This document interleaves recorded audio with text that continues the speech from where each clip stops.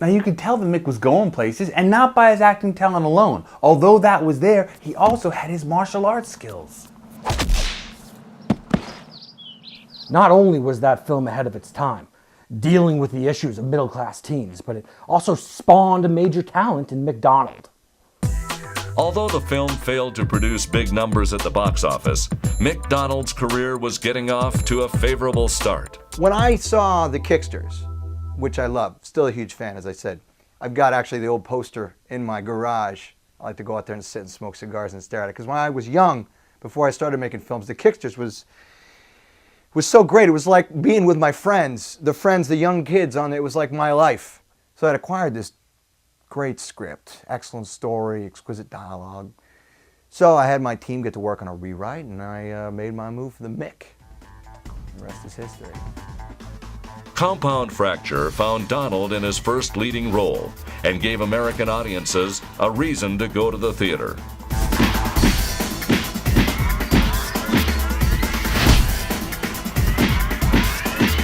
Mick used to tell me that he could take any object, and make a weapon out of it.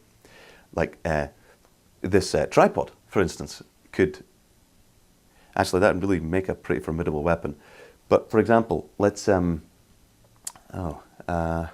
believe that's what separated him from the rest of the pack from the onset.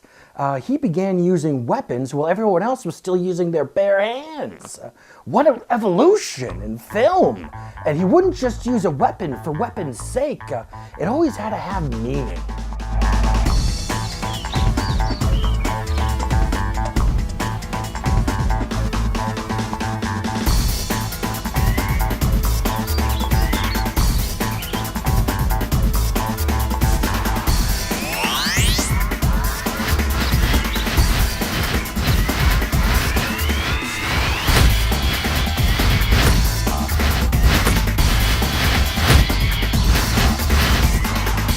We were highly criticized for that film.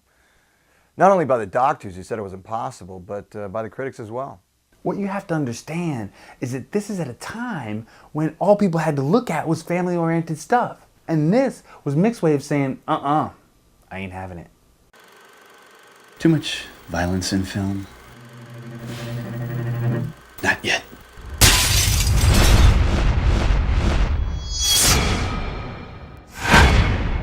With his next two films, Strike at Will and Delivery of Justice, Mick Donald refined his brand of cinema violence.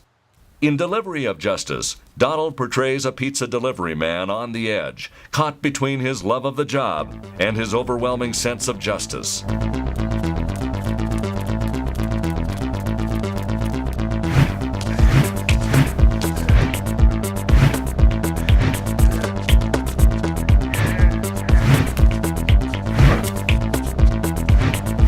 His characters were so two-dimensional. Take Delivery of Justice, for example. Here's a character that explores the psyche of what it means to be a pizza delivery man, you know? What makes him tick? That had never been explored before on celluloid. I do it real good, you know. Do what? It was a couple years back. 3 deliveries, all about 20 minutes old, going to 3 different parts of town. Must have been about 3 feet of snow, 85-mile-an-hour winds. I got them all delivered in under the 30-minute deadline. There's 2, maybe 3 guys in the world that could have done what I did that night. It's the only thing I was really good at. I'll see you tomorrow. The film was released on the first day of Rosh Hashanah and was the highest-grossing Rosh Hashanah opening in history. That film was pivotal for both of us, but largely in part because of him. It was on that shoot that we started to refer to him as the human visual effect.